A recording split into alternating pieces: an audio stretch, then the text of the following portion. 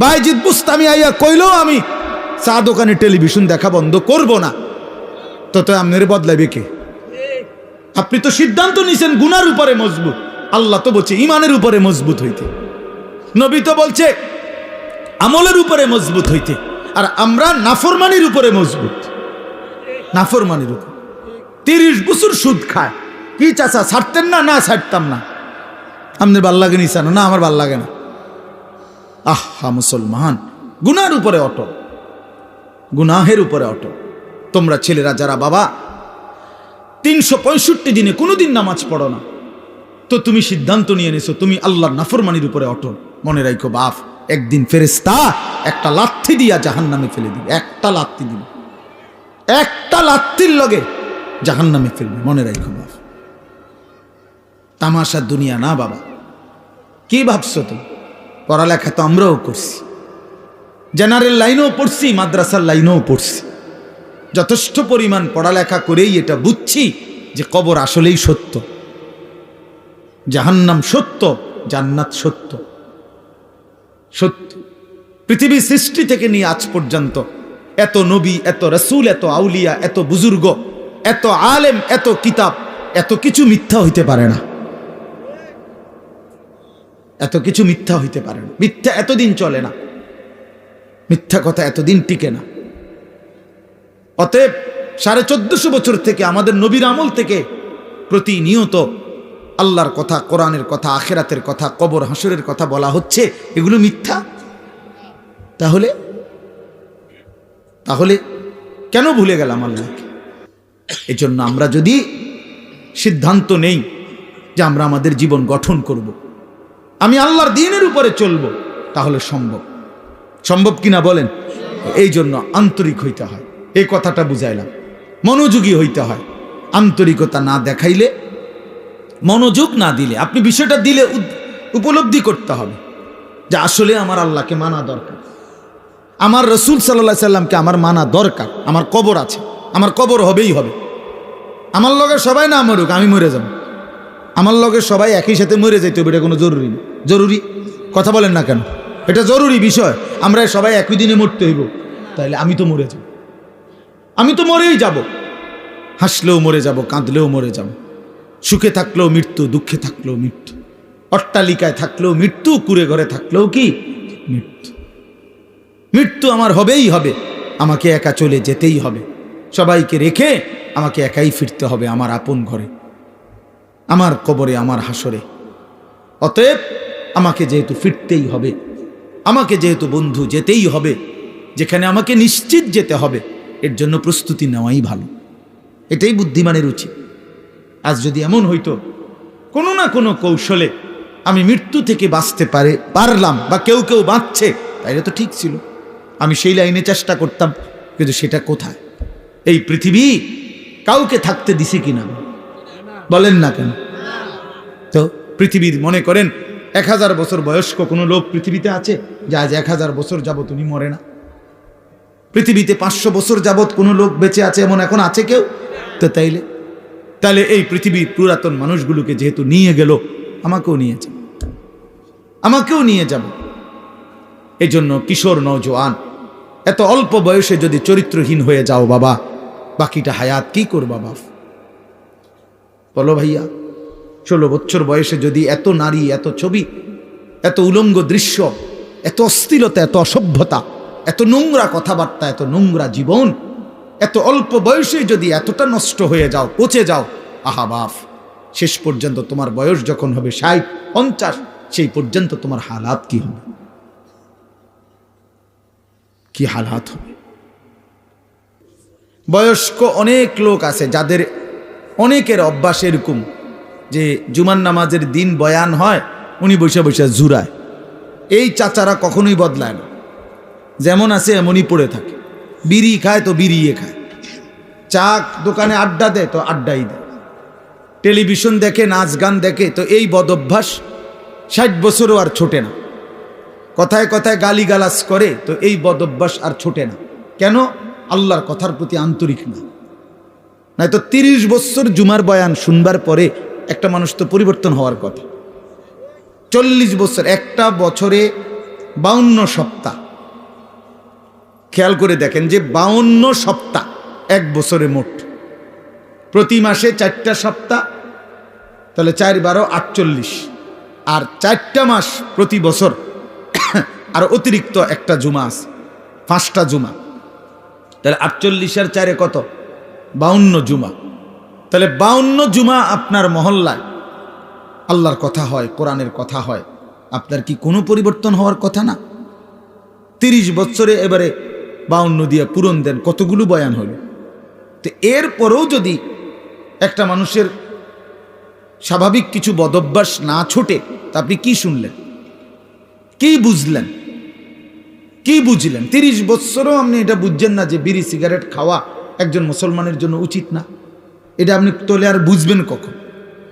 আপনি বুঝি 50 বছরও বুঝলেন না যে গালিগালাজ করা মুখ দিয়া এটা গুনাহ, এটা আপনি বুঝছেন না। এটা আপনি কি বুঝলেন চাচা? বলেন, ইনসাফ কি বলে?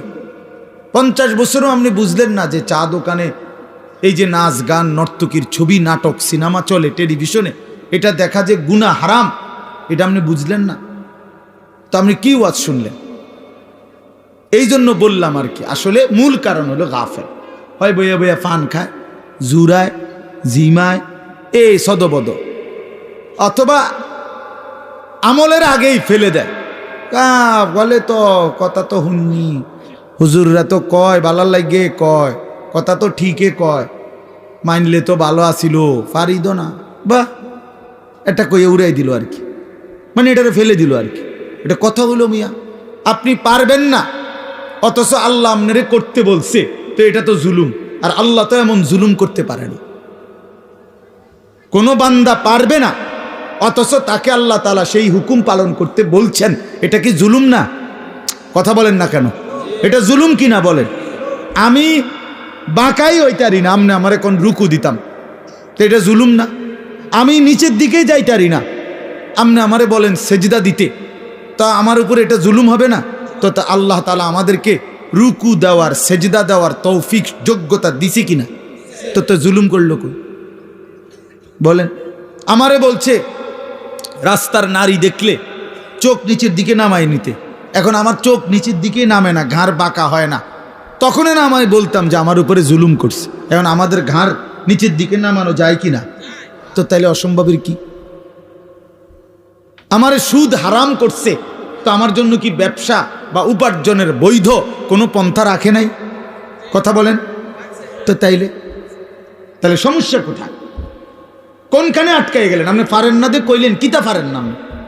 আপনি কি বিড়ি খানা ছাড়তারেন না?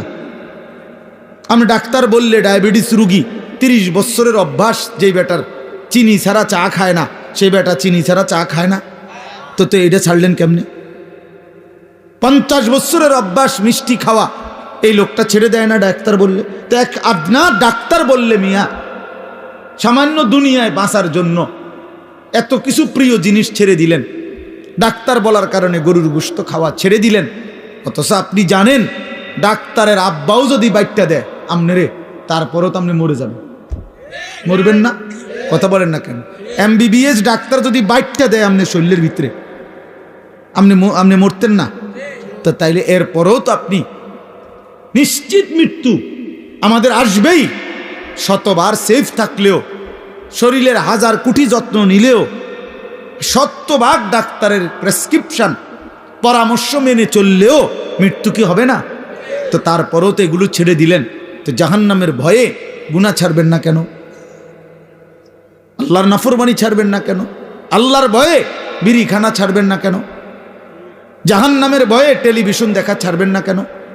জাহান্নামের ভয়ে গালিগালাজ দেওয়া ছাড়বেন না কেন? বলেন, ইনসাফ করে বলেন। এই জন্য বাপ, মূল বক্তব্য এই কথাটা যে মনোযোগী হওয়া দরকার। তাহলে এই জন্য বললাম, আমি আপনাদের কাছে আমার অনুরোধ, প্রত্যেকেই দেখেন, আমরা এটা যৌক্তিক কথা হলো যে আল্লাহর কোরআনের প্রতি আন্তরিক না হলে জিন্দেগি বদলাবে না। আপনি পারতেন না, এত সোজা না। কোরআন শরীফে স্পষ্ট আয়াত আছে, ওয়ালাউলা ফাদলুল্লাহি আলাইকুম ওয়া রাহমাতুহু মা যাকা মিনকুম মিন আহাদিন আবাদা। সাংঘাতিক আয়াত। আল্লাহ বলে, শুনো, তোমাদের উপরে আল্লাহর দয়া এবং রহমত যদি মায়া না হয়, নিজেই নিজেকে কশ্চিন কালেও কখনোই পবিত্র করতে পারবে না। কোরআন শরীফের আয়াত। আপনি নিজে নিজে করবেন আই ভালোই যাবো, জি না এত রং না, ভালো হয়ে যাও। নষ্ট হয়ে যাওয়া সহজ, ভালো হয়ে যাওয়া কঠিন। কথা বোঝেন নাই কথাটা? স্রোতের সাথে ভেসে যাওয়া এটা সহজ, কিন্তু স্রোতের প্রতিকূলে উল্টা দিকে দাঁড়ায় থাকা কঠিন। কঠিন। এই সমাজের প্রত্যেক ঘরে টেলিভিশন চলতেছে, আপনিও টেলিভিশন চালান, এটা তো সহজ, কিন্তু না চালানো এটা তো কঠিন। কথা বুঝেন নাই আপনি? না চালানোটাই না কঠিন, উল্টাটা কোনো কঠিন, মানে টিকে থাকা। এই জন্য আল্লাহ এটা বলছে, বান্দা নিজের যোগ্যতায় পারবা না, নিজের যোগ্যতায় পারবা না। মা যাকা মিনকুম মিন আহাদিন আবাদা। আল্লাহ বলে, বান্দা নিজেকে নিজে পবিত্র করতে কখনোই পারবা না যদি আল্লাহর দয়া না হয়, আল্লাহর মেহেরবানি যদি না হয়। ওয়ালাকিন্নাল্লাহা ইউযাক্কি মান ইয়াশা। আল্লাহ বলেন, বরং আল্লাহই যাকে ইচ্ছে করেন তাকে পবিত্র করে থাকেন। আল্লাহ করেন এটা, আল্লাহ করেন, আল্লাহ করে, আল্লাহ করে। গুনাহ থেকে বেঁচে থাকার জন্য আল্লাহর তৌফিক লাগে, আল্লাহকে সেজদা করার জন্য আল্লাহ তাআলার তৌফিক লাগে। মালিক দয়া না করলে হয় না, আল্লাহ রহম না করলে হয় না।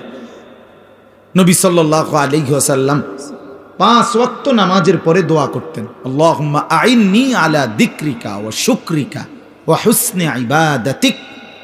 3 বার বলতেন প্রত্যেক নামাজের ফরজের পরে। নবীজি এই দোয়াটা 3 বার বলতেন যে, আল্লাহ আমি আপনার জিকির করতে চাই, আপনার শুকর আদায় করতে চাই, আপনার ইবাদত সুন্দরভাবে করতে চাই, আপনি সাহায্য করেন। এই যে আল্লাহর কাছে চাইতে হয়, আল্লাহ আমি সেজদা দিতে চাই ঠিক মতো, রুকু দিতে চাই সুন্দর মতো, কোরআন পড়তে চাই সুন্দর মতো, আপনাকে মানতে চাই সুন্দর মতো, আপনাকে ডাকতে চাই দিন রাত। আল্লাহ আপনার শুকর আদায় করতে চাই, আপনি আমারে তৌফিক দিয়ে, আপনি আমারে তৌফিক দেন। আল্লাহ যোগ্যতা না দিলে বাপ পারবেন না, পারবেন। আমি একবার পাও ভাঙছিল 2021 সালে, 6 মাস আমি মাটিতে সেজদা দিতে পারি নাই, বৈশা বৈশা ইশারা রুকু সেজদা করতে হয়েছে। তো এই যে আল্লাহ তাআলা তৌফিক ছিনায় নিল, তা আমার কোনো ক্ষমতা ছিল সেজদা দেওয়ার?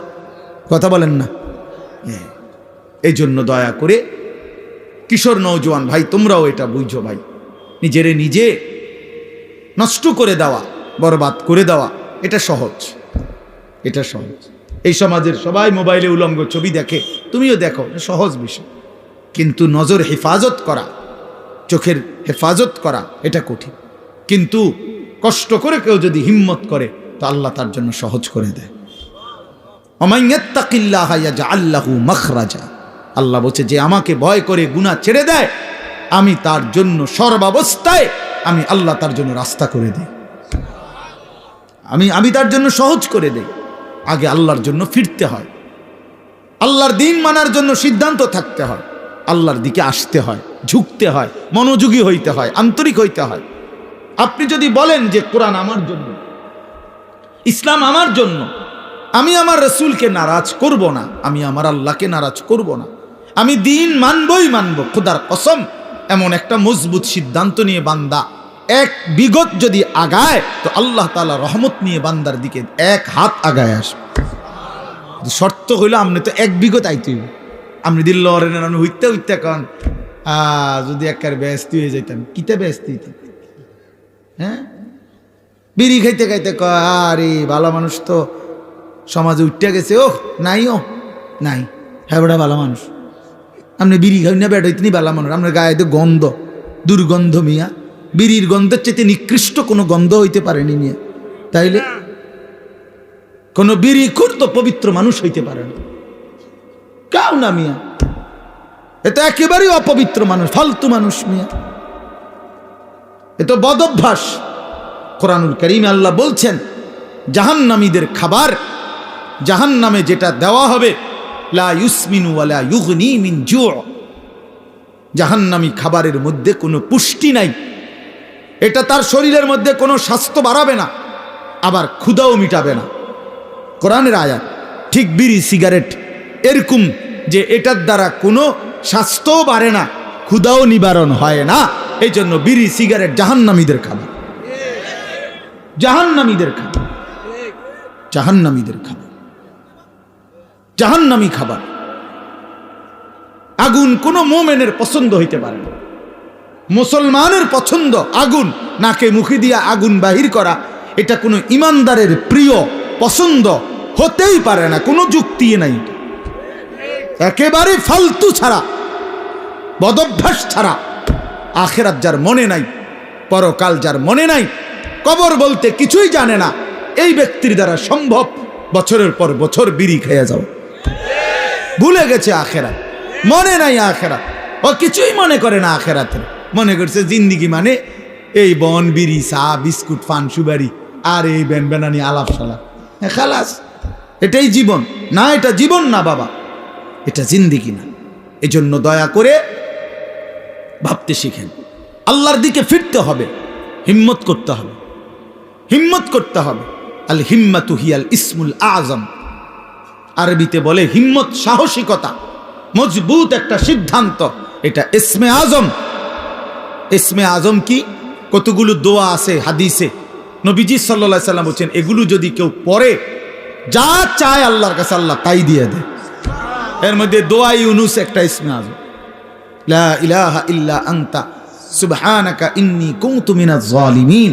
আল্লাহর নবী বলছেন এই দোয়া বারবার বারবার যে পড়তে থাকে আর কোনো কিছু আল্লাহর কাছে চায়, তো আল্লাহ তাআলা তার সেই দোয়া কবুল করেই করে। কুল হুয়াল্লাহু আহাদ, এই সূরাটা ইসমে আজম, এটা একটা ইসমে আজম। কেউ যদি বারবার কুল হুয়াল্লাহু আহাদ এই সূরা বারবার পড়তে পড়তে আল্লাহর কাছে দোয়া করতে থাকে, তো আল্লাহ তাআলা তার সেই দোয়া পূরণ করেই দেয়। ইসমে আজম বলে এটাকে। ঠিক আরবিতে বলে বুজুর্গরা যে হিম্মত, সাহসিকতা। আমি মানবই আল্লাহকে, গোটা মহল্লাবাসী বিড়ি খাক আমি খাবো না, গোটা মহল্লাবাসী মিথ্যা বলুক আমি বলবো না, গোটা মহল্লাবাসী হারামের উপরে পড়ে থাকুক আমি যাব না। আমার দাদা, আমার বাবা, আমার আমল, কই আমরা যে 3 পুরুষ আমাদের সংসারে, আমার দাদার সংসার আমি দেখছি, আমার বাপের সংসার আমি দেখলাম, আমার সংসারে আমি এখন আছি। আমরা যে এই 3 পুরুষে কেউ টেলিভিশন চালাইলাম না, তো আমগো সংসার চলছে না? আমরার বাচ্চা কাচ্চা সব অসল হয়ে গেছে, হ্যাঁ, আমনের গুণেকারে গিয়ে বেশি বুদ্ধিমান হয়ে গেছে, আর আমরার গুলা চিরা খায়। হ্যাঁ বলেন, আমাদের বাচ্চা যে বছরের পর বছর টেলিভিশন দেখে না, তা আমরার গুলা অসল হয়ে গেছে নাকি? তাহলে কি দাঁড়াইল? কেউ হিম্মত নিলে সম্ভব যে না, আমার সন্তান টেলিভিশন দেখবে না, আমার সন্তান আল্লাহর নাফরমানি করবে না, খালাস গোটা পৃথিবী উল্টে যাক, আমি আল্লাহর উপরে, দ্বীনের উপরে থাকবো। এই যে হিম্মত, হিম্মত ছাড়া হবে না বাবা। আরও আজ হইতে পারে এই আমনের একজনের পর একজন বক্তা উঠবে, নামবে, আমনের কেউ চিৎকার দিব, কেউ সুর দিয়া, কেউ কাইন্দা ডুইল্লা বহুভাবে কইল, আমনের ভিতরে ভিতরে কলজার ভিতরে লোক যত কথা এক, হুজুর পাত্তর গলতে, আরে আমি গলতাম না, তো আমনের কে বদলাবে? কথা বোঝেন নাই আমার? আমনের বদলাবে কে? আমনের সিদ্ধান্ত যে হুজুর, আহারে হুজুর, আমনের মতো দেড় বুইরা হুজুর বেড়া আব্দুল কাদের জিলানির আব্বা কইলো আমি বিড়িখানা ছাড়তাম না, তো আমনের ছুটাইবে কে? বাইজিদ বুস্তামি আইয়া কইলো আমি চা দোকানে টেলিভিশন দেখা বন্ধ করব না, তো আমনের বদলাইবে কে? আপনি তো সিদ্ধান্ত নিছেন গুনার উপরে মজবুত, আল্লাহ তো বলছে ইমানের উপরে মজবুত হইতে, নবী তো বলছে আমলের উপরে মজবুত হইতে, আর আমরা নাফরমানির উপরে মজবুত, নাফরমানির উপর। 30 বছর সুদ খায়, কি চাচা ছাড়তেন না? না ছাড়তাম না। আপনার ভাল লাগে নি? না আমার ভাল লাগে না। আহা মুসলমান, গুনার উপরে অটল, গুনাহের উপরে অটল। তোমরা ছেলেরা যারা বাবা 365 দিনে কোনোদিন নামাজ পড়ো না, তো তুমি সিদ্ধান্ত নিয়ে নিছো তুমি আল্লাহর নাফরমানির উপরে অটল, মনে রাখো বাপ, একদিন ফেরেশতা একটা লাথি দিয়া জাহান্নামে ফেলে দিবে, একটা লাথি দিবে, একটা লাথির লগে জাহান্নামে ফেলবে, মনে রাখো বাপ। তামাশার দুনিয়া না বাবা। কি ভাবছো তুমি? পড়ালেখা তো আমরাও করছি, জেনারেল লাইনেও পড়ছি, মাদ্রাসার লাইনেও পড়ছি, যথেষ্ট পরিমাণ পড়ালেখা করেই এটা বুঝছি যে কবর আসলেই সত্য, জাহান্নাম সত্য, জান্নাত সত্য। সত্য পৃথিবী সৃষ্টি থেকে নিয়ে আজ পর্যন্ত এত নবী, এত রাসূল, এত আউলিয়া, এত বুজুর্গ এত আলেম, এত কিতাব, এত কিছু মিথ্যা হইতে পারে না। এত কিছু মিথ্যা হইতে পারে না। মিথ্যা এতদিন চলে না, মিথ্যা কথা এতদিন টিকে না। অতএব 1450 বছর থেকে আমাদের নবীর আমল থেকে প্রতিনিয়ত আল্লাহর কথা, কোরআনের কথা, আখিরাতের কথা, কবর হাসরের কথা বলা হচ্ছে, এগুলো মিথ্যা। তাহলে তাহলে কেন ভুলে গেলাম আল্লাহকে? এই জন্য আমরা যদি সিদ্ধান্ত নেই যে আমরা আমাদের জীবন গঠন করব, আমি আল্লাহর দ্বীনের উপরে চলবো, তাহলে সম্ভব। সম্ভব কিনা বলেন? এই জন্য আন্তরিক হইতে হয়, এই কথাটা বুঝাইলাম। মনোযোগী হইতে হয়। আন্তরিকতা না দেখাইলে, মনোযোগ না দিলে, আপনি বিষয়টা দিলে উপলব্ধি করতে হবে যে আসলে আমার আল্লাহকে মানা দরকার, আমার রসুল সাল্লাল্লাহু আলাইহি সাল্লামকে আমার মানা দরকার। আমার কবর আছে, আমার কবর হবেই হবে। আমার লগে সবাই না মরুক, আমি মরে যাব। আমার লগে সবাই একই সাথে মরে যাইতে হবে, এটা কোনো জরুরি না। জরুরি কথা বলেন না কেন? এটা জরুরি বিষয়। আমরা সবাই একই দিনে মরতে হইব, তাহলে আমি তো মরে যাব, আমি তো মরেই যাব। হাসলেও মরে যাব, কাঁদলেও মরে যাব, সুখে থাকলেও মৃত্যু, দুঃখে থাকলেও মৃত্যু, অট্টালিকায় থাকলেও মৃত্যু, কুড়ে ঘরে থাকলেও কি মৃত্যু। মৃত্যু আমার হবেই হবে, আমাকে একা চলে যেতেই হবে, সবাইকে রেখে আমাকে একাই ফিরতে হবে আমার আপন ঘরে, আমার কবরে, আমার হাসরে। অতএব আমাকে যেহেতু ফিরতেই হবে, আমাকে যেহেতু বন্ধু যেতেই হবে, যেখানে আমাকে নিশ্চিত যেতে হবে, এর জন্য প্রস্তুতি নেওয়াই ভালো। এটাই বুদ্ধিমানের উচিত। আজ যদি এমন হইতো কোনো না কোনো কৌশলে আমি মৃত্যু থেকে বাঁচতে পারলাম, বা কেউ কেউ বাঁচছে, তাইলে তো ঠিক ছিল, আমি সেই লাইনে চেষ্টা করতাম। কিন্তু সেটা কোথায়? এই পৃথিবী কাউকে থাকতে দিছে কিনা বলেন না কেন? তো পৃথিবীর মনে করেন 1000 বছর বয়স্ক কোনো লোক পৃথিবীতে আছে যে আজ 1000 বছর যাবত উনি মরে না? পৃথিবীতে 500 বছর যাবত কোনো লোক বেঁচে আছে এমন এখন আছে কেউ? তো তাহলে এই পৃথিবীর পুরাতন মানুষগুলোকে যেহেতু নিয়ে গেল, আমাকেও নিয়ে যাবে, আমাকেও নিয়ে যাবে। এই জন্য কিশোর নওজোয়ান, এত অল্প বয়সে যদি চরিত্রহীন হয়ে যাও বাবা, বাকিটা হায়াত কি করবা বাপ? বলো ভাইয়া, 16 বছর বয়সে যদি এত নারী, এত ছবি, এত উলঙ্গ দৃশ্য, এত অস্থিরতা, এত অসভ্যতা, এত নোংরা কথাবার্তা, এত নোংরা জীবন, এত অল্প বয়সে যদি এতটা নষ্ট হয়ে যাও, পচে যাও, আহা বাপ, শেষ পর্যন্ত তোমার বয়স যখন হবে 60, 50, সেই পর্যন্ত তোমার হালাত কি হবে? কি হালাত হবে? হ্যাঁ, সন্ধ্যা না হইতেই যদি বিরিয়ানিটা পচে যায়, আর সেটা যদি পরের দিন দুপুর পর্যন্ত এখানে ঘরে থাকে, কি পরিমাণ দুর্গন্ধ ছড়ানো। পচা তো গেছে গতকাল সন্ধ্যাতে। তাইলে তুমি যুবক যদি 16 বছর বয়সেই নষ্ট হয়ে যাও, তো 60 বছর পর্যন্ত, 40 বছর পর্যন্ত তোমার হালাত কি হবে? এত অল্প বয়সে যদি এত নারী ছবি, এত অসভ্যতা, এত নোংরামি, এটাই যদি ভালো লাগে, আহা, আফসুসের বিষয়, আফসুসের বিষয় বাপ, আফসুসের বিষয়। ভাবা উচিত, ভাবা উচিত। ছেলেরা তোমরাও ভাইবো বাবা, এত কম বয়সে এতটা নষ্ট হয়ে যাওয়া তো উচিত ছিল না। আমাদের ছেলে পেলে, তোমরা অনেক ছেলে আছো, কোনোদিন এক ওয়াক্ত নামাজ পড়ো না। আহা, মুসলমানের বাচ্চা এত নিকৃষ্ট কেমনে হইল? এত বড় জন্তু জানোয়ার, এত বড় হাইওয়ান, এত বড় কুকুর বিড়াল কেমনে হইল? কেমনে হইল? ওফ, কোরআনুল কারীমে আছে, আল্লাহ বলছে ওয়াত্তাবা হাওয়াহু ফামাসালুহু কামাসালিল কালব, মনের ইচ্ছা মতো যে চলে, তার মনে যা চায় তাই যে করে, আল্লাহ বলছে তার উদাহরণ কামাসালিল কালব, কুত্তার মতো। কিসের মতো? কালব অর্থ কি কোন? হেদিকে ফিরা কোন? কুত্তার মতো। ফামাসালুহু কামাসালিল কালব, আল্লাহ পাক কোরআনে বলছে, সূরা আরাফের মধ্যে আছে। আল্লাহ বলছে নিজের মনে যা চায় তাই যে চলে, সে কুত্তার মতো। ওইটা কুত্তা। তো তাইলে মানুষের আর কোনো, মুসলমান তো ফরের কথা বেটা, তোর কোনো মানুষের জাত তো না, তুই তো কোনো মানুষের জাতে না বেটা, মানুষের তো কোনো কিসিমের মধ্যে পড়ে না।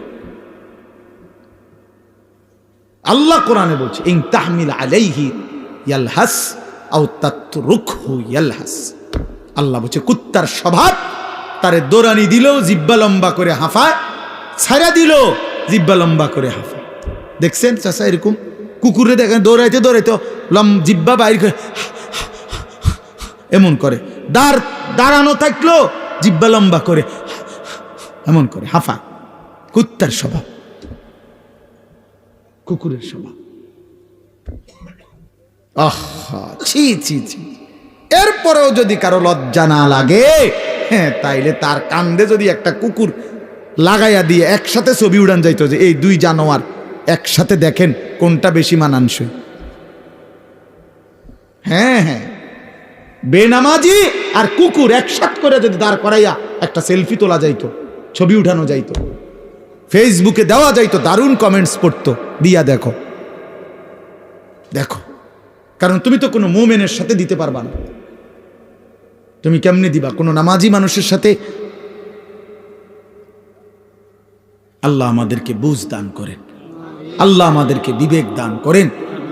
আমরা মনে করাই দিলাম, আমরা প্রতিদিন মনে করাই দিই, প্রতিদিন প্রতিদিন এই এক জিন্দিগি, ঘুরাফেরা জিন্দিগি, ঘুরাফেরা জিন্দিগি। কभी আরশ पर कभी फरश पर, कभी उनके दर कभी दर बदर, गमे आशिकी तेरा शुक्रिया मैं कहां कहां से गुजर गया। কোথা থেকে কই ছুটে গেলাম, ঘুরতেই থাকলাম, আল্লাহর কথা ফেরি করলাম। খালাস।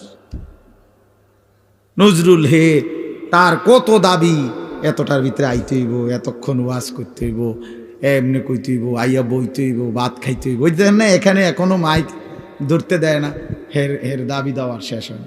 এই যে এখন দেখলেন না ঘোষণার পর্ব, হে তো মহব্বতে বলে, কিন্তু আমি কিভাবে কি করতে পারি, আমি কি করতে পারি?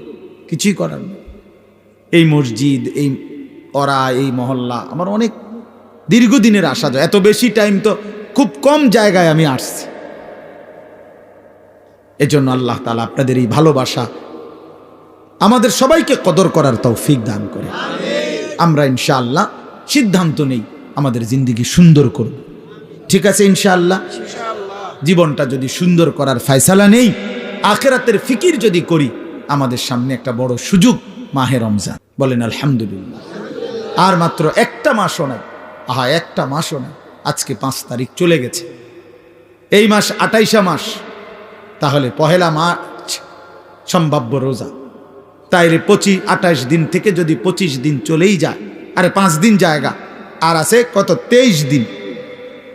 তাহলে সর্বোচ্চ 23 থেকে 24 দিনের ব্যবধানে মাহে রমজান, মাহে রমজান, মাহে রমজান।